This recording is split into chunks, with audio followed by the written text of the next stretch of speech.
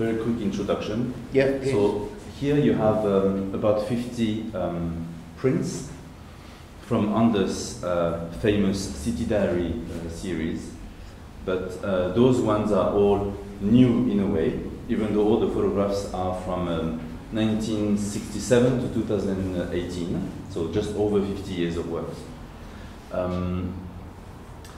They will all be published in the volumes 4, 5, 6, 7 of City Diary. So the new volumes of these books that Anders made with Steidl. The first 3 ones were published in late 2011, 2012. 12? Officially, I think it was 11, but. And these books were made and designed with Gregor Nielsen, who's one of the most important designers, graphic designers for books in the world today. He's Swedish. And Gregor is doing also the new volumes with Anders and for Steidl. So the books have been printed last week. Yeah. And they should come out in a few, let's say, weeks, if not months. So we are showing now these works, which are all new in that sense. And well, first question is very simple. Do you know? Can you tell us how you started this idea of City Diary? Yes, you know, I was shooting and shooting and shooting. And then I needed a title. So, because there were piles of pictures.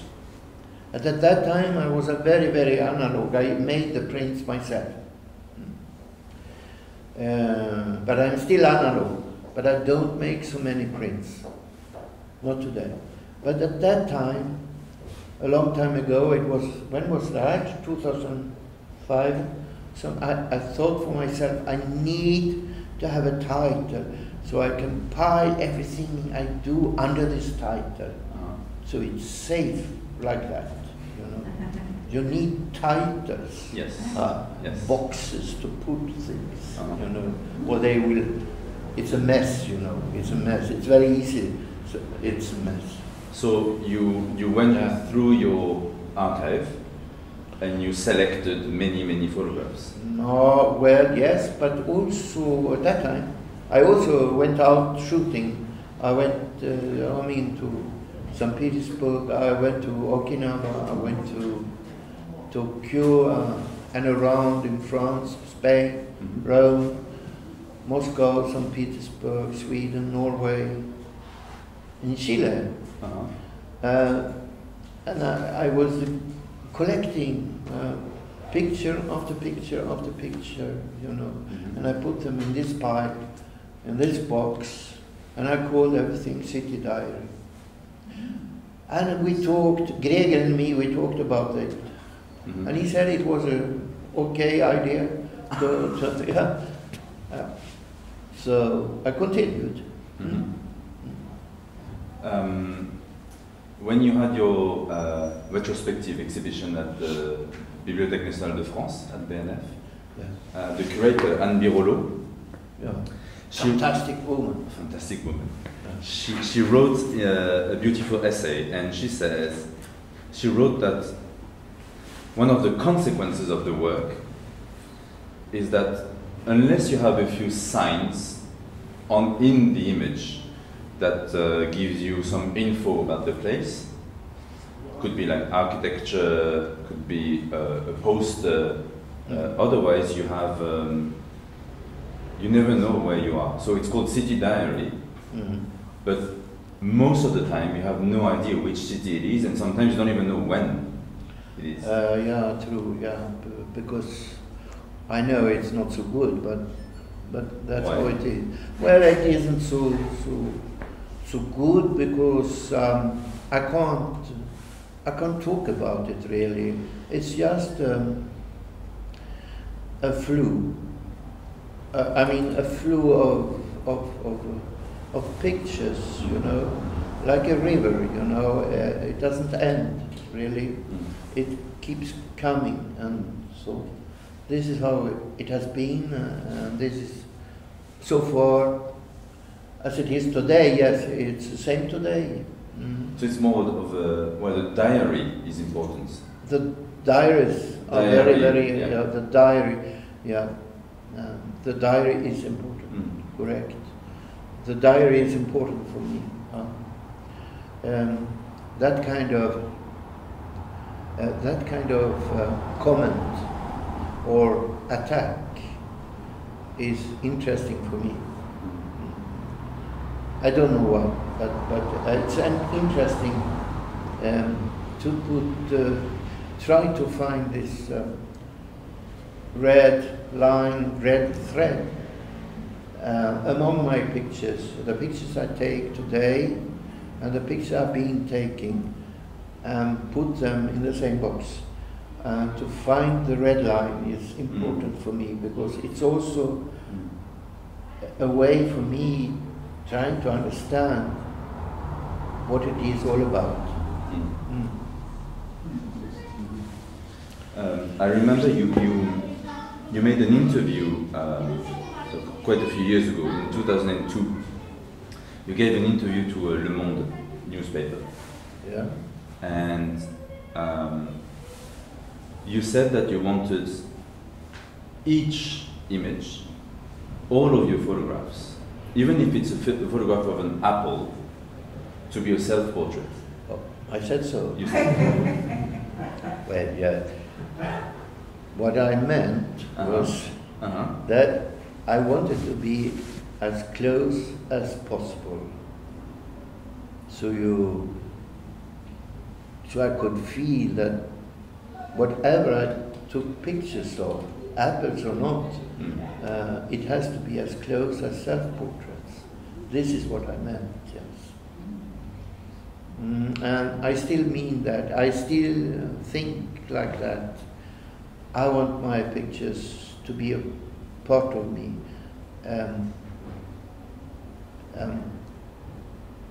Also like single pictures, not only as combinations. The combinations are also interesting. And the whole, everything taken together as an exhibition, as a book, is extremely interesting. I don't believe so much, perhaps, when I think about it, I don't believe so much in the single one, the solitaires. I believe in everything, what do you say in English, everything put together, the atmosphere, sammanhanget in Sweden, in Swedish, what do you say, Björn? What do you say for that, sammanhanget? The context, of course, the context, yeah. I want the context to be as honest, as true as possible, and as personal as possible also. I think that's the reason why you can't really tell which city, for instance, the photograph is made in. I mean, if we look at all of your photographs, even here, I mean, whether it be humans or animals or even architecture or an object, I think the only real point that you can feel is the tension between you and whatever the subject or the object is that is photographed. And this is so strong that the rest sort of just disappears. So you have no idea if you're in Valparaiso or Stockholm or Hamburg or because in the end, I'm not saying it doesn't matter, but it's the tension that you create between yourself and when you photograph is so strong that it almost blasts everything else. Yes, of course, the geography is what it is, but so it's okay. But the most important thing is, and it's always like that when I look at photographs, from other photographers, by other photographers, I want to recognize them. I want to feel the temperament and the personality behind the picture. And if I don't feel my own dreams, my own longings in my pictures, I skip the picture.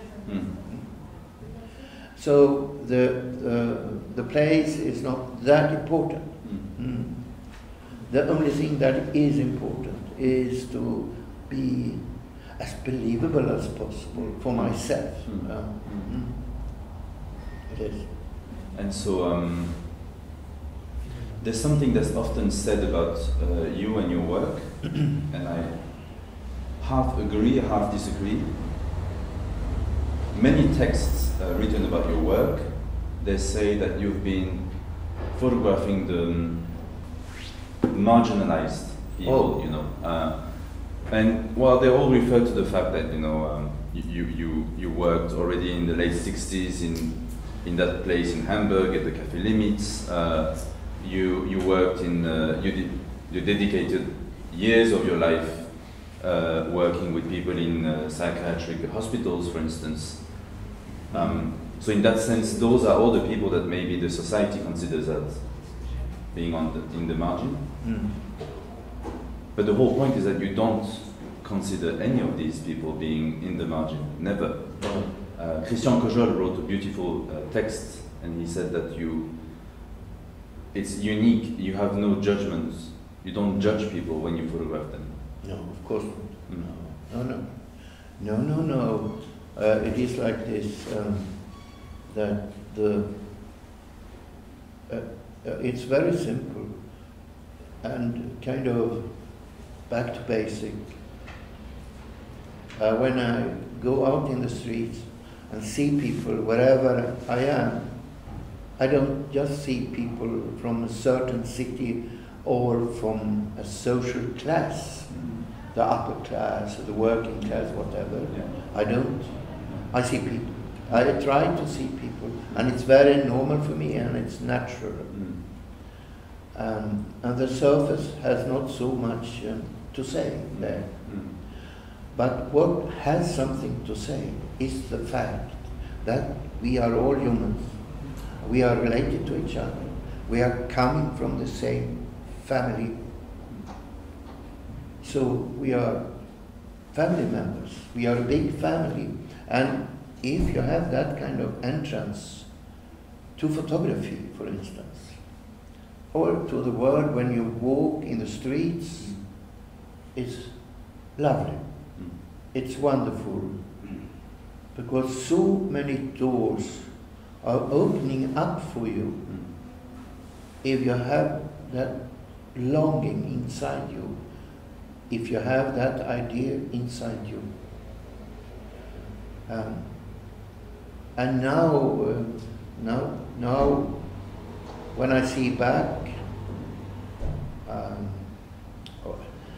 well, you know, now we had COVID. Now we still have COVID. And I've been in my dock, I've been in my lab in Gamla Stan in Stockholm. And I can't go out and photograph people because they have masks all over. Of course, it is talking about the time we are living in, yes. On the other hand, that's not really my interest. My interest is to find people that I can connect to. All the people here I can very easily identify myself with here. And this is what I'm looking for when I'm sitting and the corona is outside the door and I'm sitting in this dark room.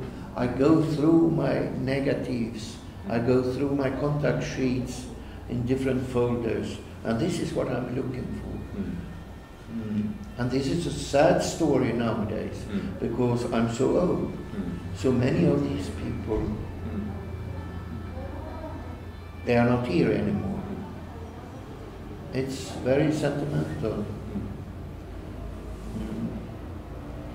And these pictures here, they are, I mean, I made them just for some months ago. For some of them, yeah. Yeah, some of them. Yeah. No, I mean, I saw them. Ah, yeah. I saw them on the contact sheets, Yes. you know. Yes. Not everyone, but most of them. And it's hard, but that's also how it is. Yes. But it's also nice to see them, Yeah. to remember them. Yeah. So, you know, photography has many things to say about memory. It's very much about memory. It is. So what I'm looking for now, when I'm not shooting so much, well, of course, I've been shooting. Yesterday I was shooting. But not as much as I was used to. What I'm looking for is to find more people and more pictures in my folders, most of all, and connect them to what I'm doing today. Yeah, this is what I'm looking for now. But you know, sometimes it's not even only people or humans. I mean, we had many visitors coming to see this exhibition, and for instance, this fantastic photograph of that elephant. Many people said he looks like a human. Yes, exactly. And that's sort of what I meant earlier. It's the connection, the tension between you and in a way, whatever you photograph. Yes. Even some objects sometimes, or elements of architecture in all the photographs, they feel alive. You know? Yes. That's how it is, yeah. It's easy. I feel connected to it. So for this exhibition, we've selected only vertical images, vertical photographs, because we wanted an installation that was more, how would you say, homogeneous, maybe? But also, we've already discussed it once in the past, but I want to ask you the question again. I had a beautiful discussion once with Daido Moriyama, and that was after he published a book a few years ago. And one of the uniqueness of that book, and people don't realize it when they look at it the first time, is that all the photographs are vertical. And he told me that one day he realized, you know, over years and working, etc., that he had been shooting in landscape mode too much. And he told horizontal. me horizontal. He said this is laziness. Yes. Because, for instance, you're driving in a car and you're just shooting like this, and so the landscape, you know, just scrolls in a way, and you photograph it. So he forced himself for over 1 year to photograph only vertical. And sometimes he would just forget about it and start shooting again in the landscape. And without even looking at the photograph, he would just delete it because he uses a digital camera. Because that wasn't part of his exercise. And so he told me that when you photograph vertical, the distance and the space is totally different. Yes. And here, well, the distance between yourself and the objects that are, or the subjects that are photographed, you see different kinds of distances, but sometimes you're extremely close. This one, you're literally a few centimeters from what you're photographing. Too close. Too close now. Too close? A bit too close. Well, you agree with that idea, right? Yes, of course. He's so right. Moriyama is so right. Always right. Can you give me more water?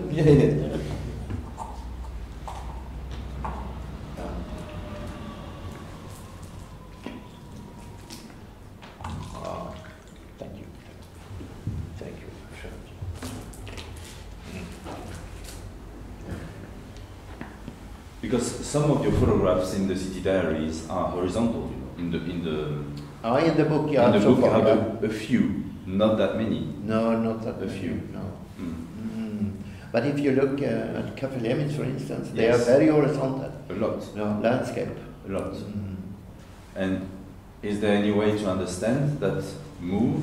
There is no way to The understand. no way.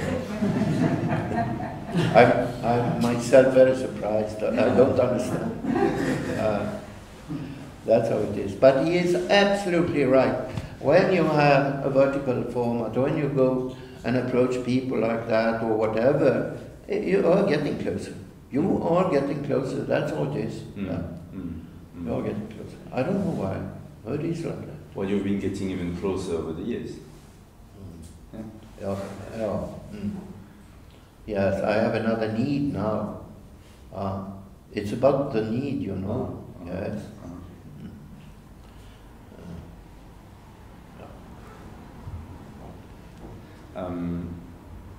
One of your most recent huge projects was the Stockholm series that that you showed at the museum, at the Liljevalchs Museum in Stockholm. Too much, too many pictures. You spent how many years? 4 years. 4 years? I remember you were completely dedicated to that project, and I mean obsessed. That was the only thing you could do. And then the exhibition got postponed, and you were waiting, and you kept shooting, and yeah, it was delayed for I think two and a half years. Yeah. So what shall I do? I just keep going. Yeah. Yeah, it was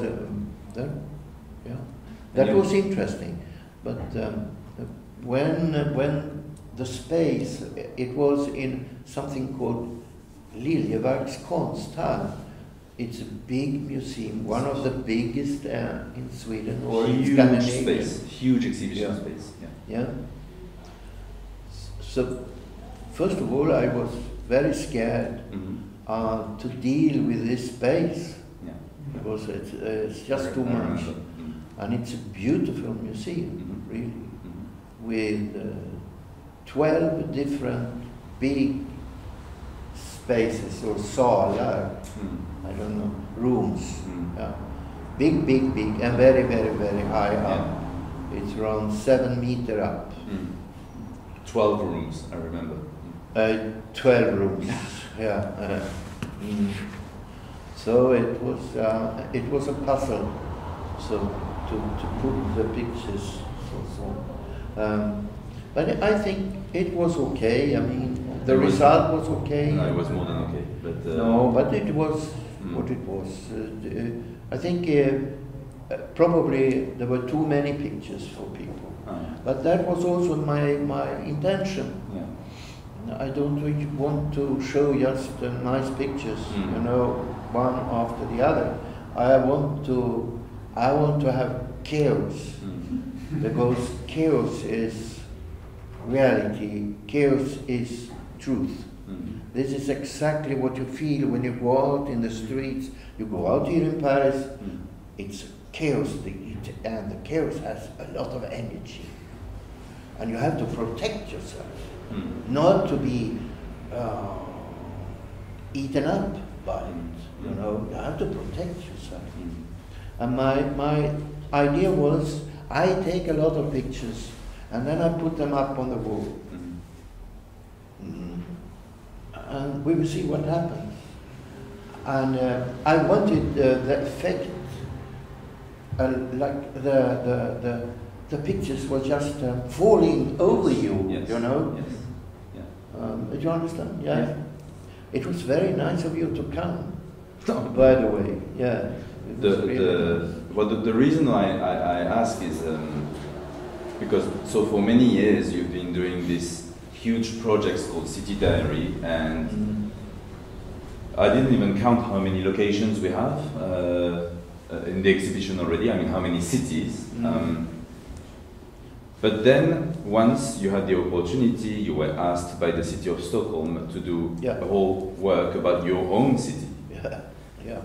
And that was a problem, I remember. You said for the first time it was complicated. Yes. Because it was what, too close? It was, I was too close, yes. Yeah. You're right. Yeah. Yeah. It was too close. And I was staying at home, you know. Yeah. I was staying at home. If I would be a bit smarter, I would stay in a hotel. But it would cost too much. So I was staying at home, you know. And this is not so good if you want to work very hard. Yeah. Because you have to go out and you have to meet people and have to stay where the people are staying, not in your home. My home has to be where people have their homes, in a way. Yeah. I'm not romantic about it, but you can't live a life like that for 4 years. Yeah. That's too much. So it was problematic. Well, the great thing is that at the opening, remember, there was a huge crowd of people. Yeah. Already, there was a huge crowd. But within that crowd, there was a huge crowd of the people who were in the photographs. Oh, that's true, yes. I invited them. Yeah, Of all course. of them. Well, not all of them. I mean, many came. Many of them, yeah. And that was fantastic. Yeah, that's nice. I like that too, yeah. And I think that was somehow a sort of recreation of Café Limits, of being close with the people that you photographed, and you see them at the opening, and kind of. they're around you. But this is, you know, this is the way it can be. When I was in a mental hospital, I had small exhibitions for the people there. And when I was in the prison, the same. When I was in the house for old people, the same.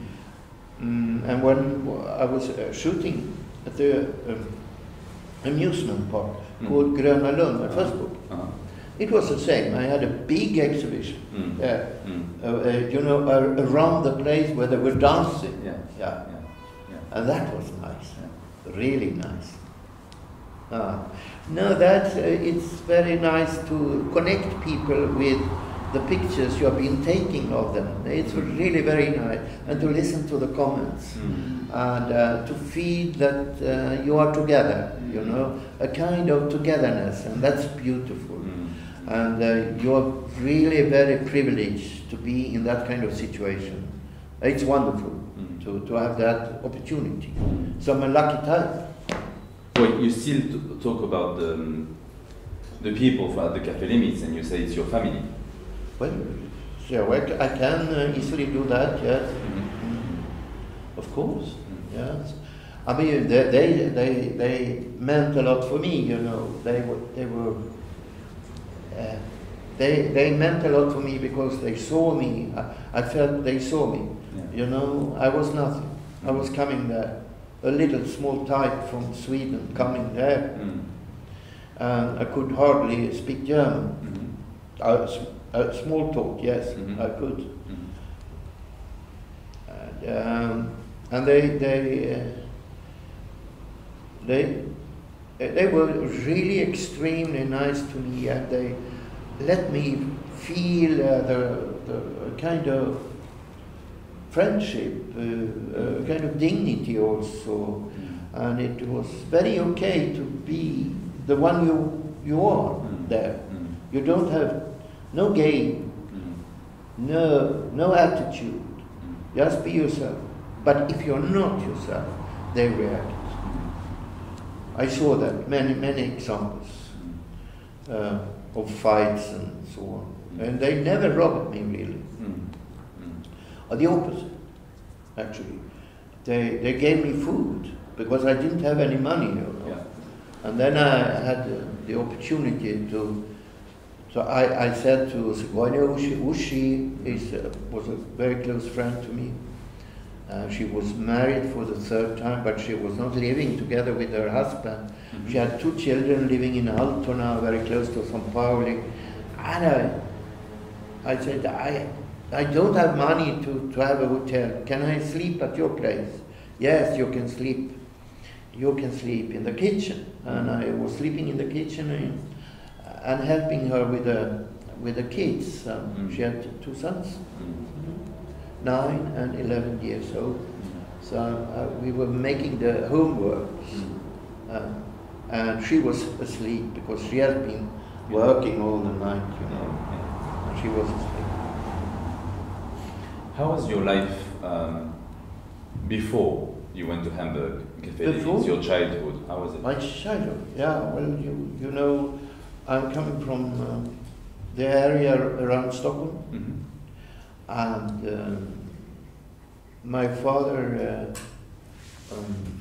went away from my mother. My mother married another man, a gentleman actually. His name was Johan, a very nice man. I have a lot of respect for him.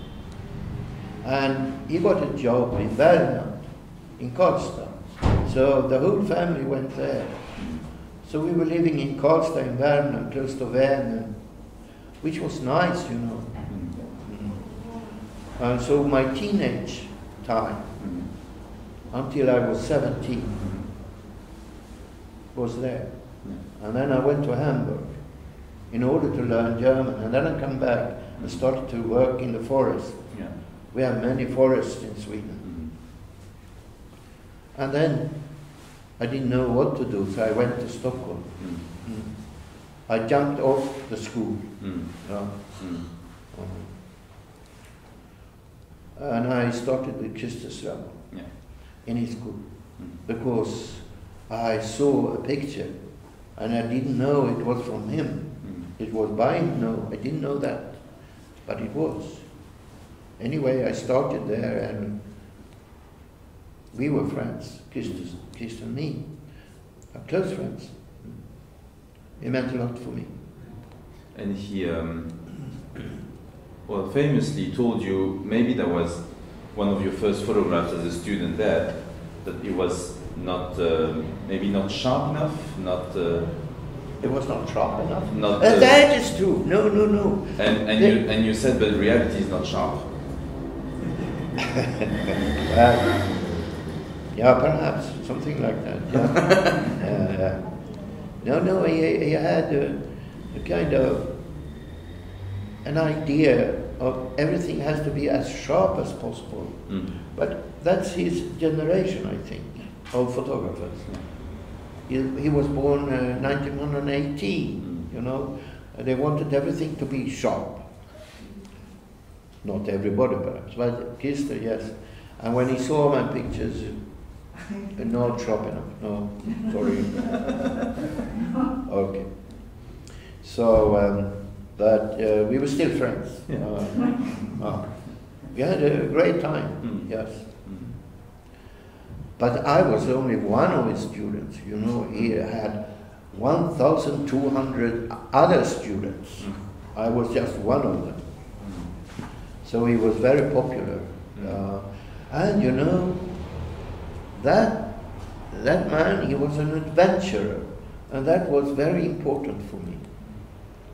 Because in my photography, a lot of adventure, I find a lot of adventure. I mean, the desire to see something new and explore the world, whatever kind of word it is, I mean, but to see new things, I like that. And I like adventures. I like the thrill. I like to not knowing what I am supposed to do. I like that. I'm quite shy type. I am very scared one, in a way. But on the other hand, it's very okay for me to be afraid. It's okay for me. I'm not afraid of being afraid. It's okay. Yeah. So that's how it is. And it started long before I met Christer. This thing of adventures, traveling, seeing. When I was 17, I was hitchhiking to Genoa, and I was staying there with Tony and his mother. Tony was selling cigarettes illegally in the harbor. He was a good guy. He was fine. His mother was unbelievable in the kitchen, I remember. There we can talk about pasta. Yes. Yes. No, but so what are we going to talk about? Well, do you have any questions or? How came the idea of a cafe like this? What? A Café Lemitz? Yes. What? No, who? Nobody. Nobody. You know. How did the idea? Yes, I will tell you. I will tell you. Because it was like this. I came there. Yeah, I was a student in the photo school, in Christus Sermon School. And I asked him, is it okay I go down to Hamburg and to see my friends? Because I had some friends there. Because, 5 years ago I had some friends there. So a lot of people from France, from Spain, from all over Europe, also from Finland. And I met Vanya there also, a very nice woman. She was 16. And I was 17.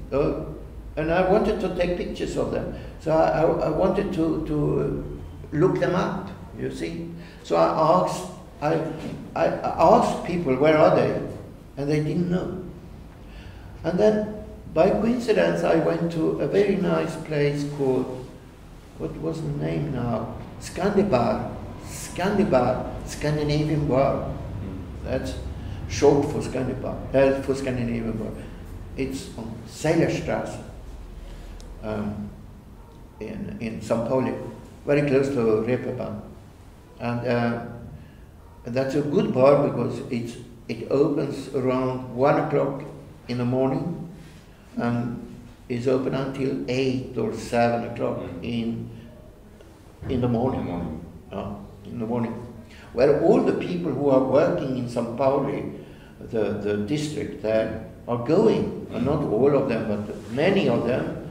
So it was a bar full of striptease dancers and special people, very special people. So I had big eyes. And there I met Gertrude. And Gertrude, I knew for 5 years ago. I knew her already. And I told her, I don't know where my friends are. Can you help me? Oh, they are all gone for a long time ago. They are not here anymore. And Vanya went to Paris. She went to Paris, and so what shall I do then? You have to help me, I said. And she said no. But she changed her mind after 3 beers, I think. She said, okay, we can see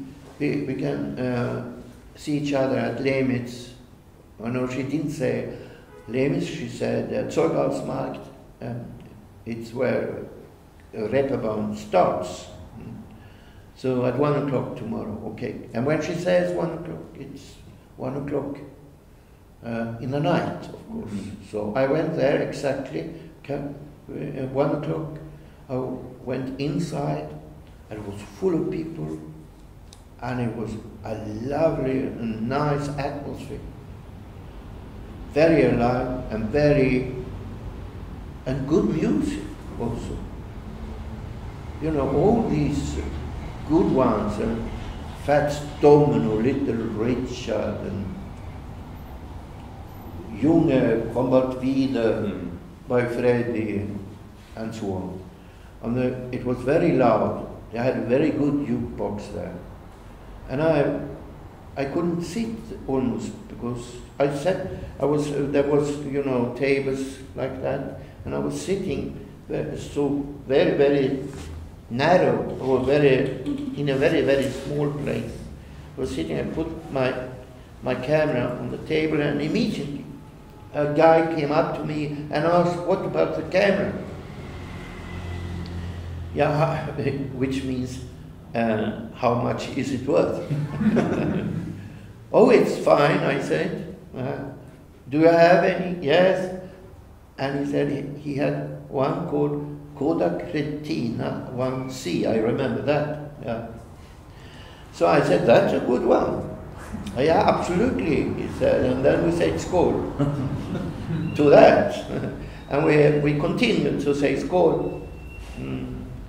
So after some years, we went over to the bar, the desk. We started with more heavy things like schnapps. And then some ladies entered, and we both thought they were very, very beautiful. I remember that. So we started to dance with them. We were very polite, of course, but we danced with them. And that's exactly when I noticed that my camera wasn't there anymore. Typical me. And then I was a little bit nervous. And then suddenly I saw my camera up in the air, you know. People were throwing my camera to each other and taking pictures of each other. So I was dancing there in that direction. I said, it's my camera. So you have to take a picture of me. And it was kind of logic. So they took a picture of me and I got the camera. And I didn't throw it again. And after that I started. And then Gertrude came, 2 hours late. And she said, and she told me, it works, you can take pictures. Yeah, I think so, she said. Yes. That's all it was. So I stopped. And I went there, you know, during 2.5 years, I went there 6, 7 times. I had my first exhibition there. 350 pictures I nailed upon the wall, you know, 24 by 30 size. And some were 18 by 24, yes, but most of them were 24 by 30. And we made an agreement that everybody who could recognize themselves could take it down and keep it. So it was a very short exhibition. Yes, there were 4 nights. Actually, there was 1 picture left, yes, yeah. And that was very, very nice. It was a picture of me shooting when I was drunk. Yeah, very small one. Yeah, typical. But that was very nice. And I didn't see that when I was there at that time. I saw it when I came back 8 years after. Yeah. The picture was still there. And that was, that was nice. So then I tried to, you know, to publish a book about it, because we talked about that. The people, me, in Lemons, we talked about it, what to do about this. We make a book. Yes, absolutely, we make a book. But nobody was interested. Nobody. Actually, exactly the opposite. Never in my life something like that. No, no, no. Also, I went to a German publisher called Rowohlt Verlag in Hamburg. And they said no, of course. And then, by chance, I went to Arles and I had a group exhibition. And then a guy went up to me in Place de Fourrure and asked me silently, very friendly, I had never met him before. I heard you have perhaps other pictures also. And actually I had 100 Lemons pictures in the hotel. So he got them. And then he called me, no, he didn't call, he came to the hotel in 77, it was 77, you didn't call, you came, you walked, and you walked to the hotel and said, oh, you would like to hang them up? You can have an exhibition if you want. Yes, I want. And do you know why? It was because Josef Kudelka was supposed to have that place. And his lovely pictures of the gypsies, they have been stopped in the custom. They stopped them. Horrible. But Good for me. Good for me. So I got his place. I don't know if he knows that. No. He's a nice man, good friend. I've never talked with him about it.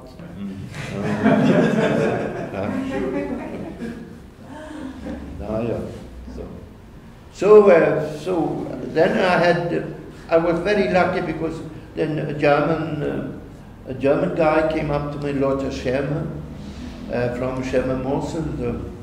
I came up and wanted to publish it, and then another guy from France came up and wanted to publish it. So I had 2 publishing houses. Yeah. That's fine. I was happy as hell, you know. After 7 years, and suddenly you have 2 publishers. Because the book came out in 78. Yeah, 78, and in France 79. 79. Yeah. Yeah. Yes, that's true. Yeah, there are many things to talk about, but I'm sorry. What about your process of taking photographs when you meet people, and there's that moment of magic? They like you, they like you taking photographs, and you have this gift of being able to go home with them. Do you call that gift? Yeah. Yeah, it is a gift. It is a gift, and it is something, but it is something very, very special, and I don't know really how to talk about it. But if it is a gift, it is a very good gift. It is a gift that has to do with this feeling of belonging to each other. It has something to do with that. And also showing your direction, of course. It's a part of it. You don't just go home to people, here I am. You don't do that. You start in the street or in a bar or wherever, and then little by little, step by step, it's like it's just coming, you know. It has to be natural and normal, and I'm very happy with that. I learned a lot through that. I met many people through this.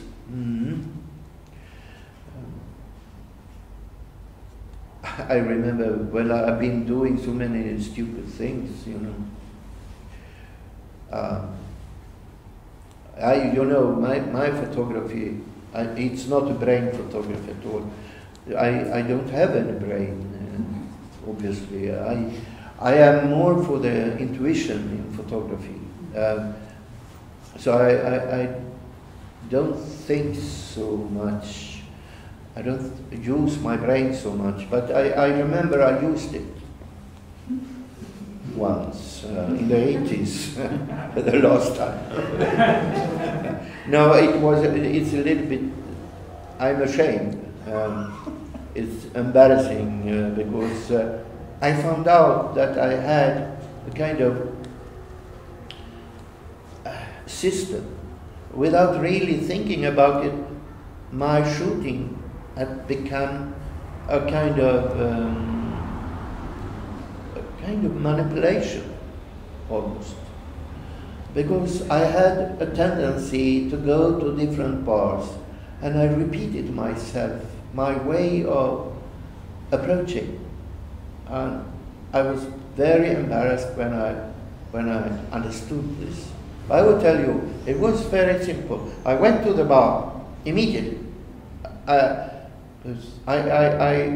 like that. When I see something in the street, it is the same. If I'm in the mood, of course, I go directly. I don't go around and telling myself, this can be a nice picture. I don't go that around so much. I go direct. It is that. it was like that also when I went to the bars very often in the 80s or in the 70s also. I went to the bar where people were standing. I didn't want to stand in the bar alone, so I always went up where people were. And then I ordered a small beer or a small wine and put my camera on the desk. It was always like this. They asked about the camera. Always men asking about cameras, technical things. That's how it is. And I gave them the camera. I had a small one. Now I have a smaller one. But during this time I had an FM2, Nikon FM2. Yes. I gave them a camera. So that's how it is. Then during this time, this kind of small talk, I looked there where the tables were, and I looked for couples. I went to a couple and asked them, "Can I take a picture of you?" And I had my camera, of course. Then I didn't take any picture. And then we talked a lot. We could talk for 1 hour, 1.5 hours about life. Because I was asking, I was curious. I was asking in order to learn more about them. And I was really interested. Yeah. And then I said, wait, I have to get to take my wine. It's there, over there. So my wine was still there, so I went there. But I didn't go to the couple again. I went to another couple. And there I said, "Is it okay I sit down for a moment?" No problem, they said. And then we said, "Skål, poof." And then, "Can I take a picture of you?" "Of course," they said. And I took pictures. And I knew very well that they were looking at me, the other couple. And after a while, it was okay with them. And I went away with my camera and with the glass, and very close to the first couple. And then they said, "You forgot to take a picture of us." "Yes, you're right, I'm coming very soon." And then something happened, because I'm not asking them anymore, they are asking me. And so something happened through this. It's very special. That's I put my what we call manipulation. Yes, Yeah. that is a kind of manipulation for sure. And I was very embarrassed. But on the other hand, when I sat down again, the second time with the first couple, I took some pictures, and then we went. It happened we went to another bar, and it happened we went home to them, and I started to take more pictures, and I slept there also. And it was fine. It was fine. But after a while, when I understood that this is really horrible what I'm doing, I'm manipulating people, and I didn't want that, then I stopped. But this is how I did it for almost 5 or 10 years, or 7 years, something like that. It's not good. It's not good.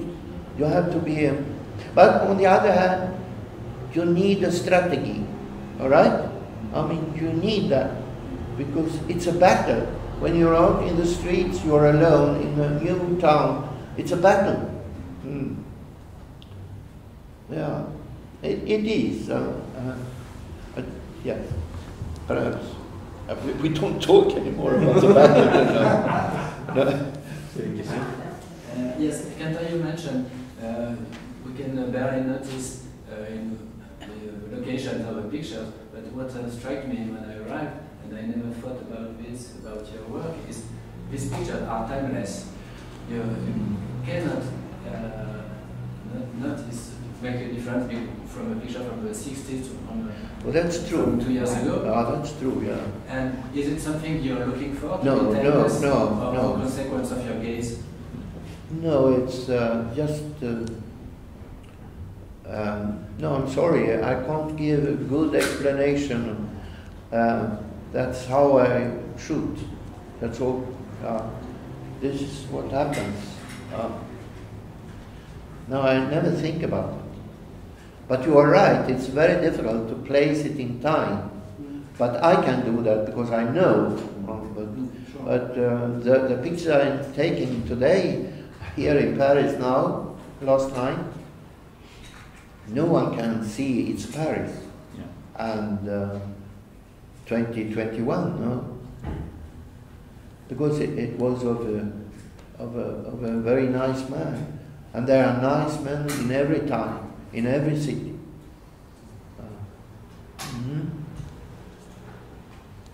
Yes. I think he would like to come in. No, he didn't. No, too many people. Do you use Flash? Huh? Do you use Flash? Yes, yes. Oh, I use Flash as hell. Yeah, I use Flash, yeah. Many pictures here are taken with Flash. Yeah. I think that one is typical Flash. Yes. This is Sunne. You know, Sunne is a little place in northern Värmland, close to Fryken. It's very good place. A lot of dancing places, you know, in Värmland. Out in the forest. In the forest. Yeah, in the forest, all over. And they are still working. In the summer, yeah. Yeah, not in winter. No, not in summertime, yeah. To have to, for instance, there is a girl there, no? Where is she? I don't know. She is there is a woman who is showing her stomach. It's there. Yeah. It's from Älvsjövallen in Värmland. So I've been shooting in Värmland a lot, you know, and I recommend to go to Värmland during summertime and to see these fantastic places, you know. Fantastic, the dance places. They're special people.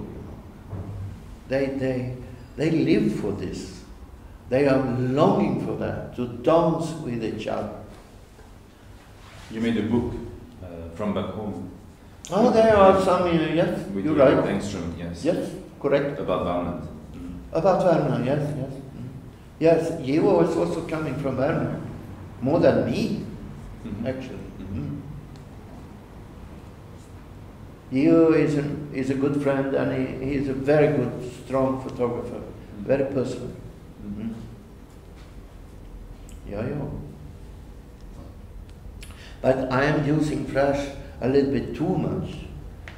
I think so. Why? But you know, because I don't want my pictures to look the same all the time, but they look the same. That's not good. But you know, sometimes I have white tape, and I put it here on the flash, you know, my camera. So here, there you see, there.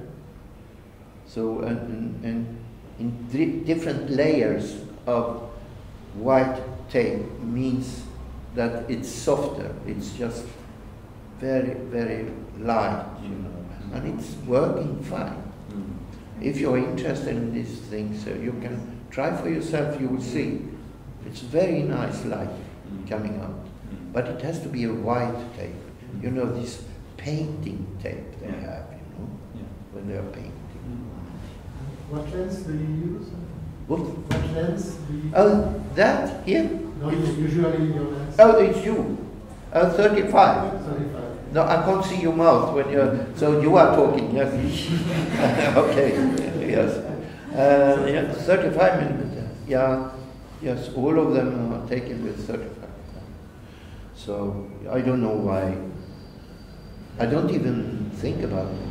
But you're right. They are 35. I think it's 35. It can be 34, but I think it's 35. It says 35. Well, thank you. Thank you very much.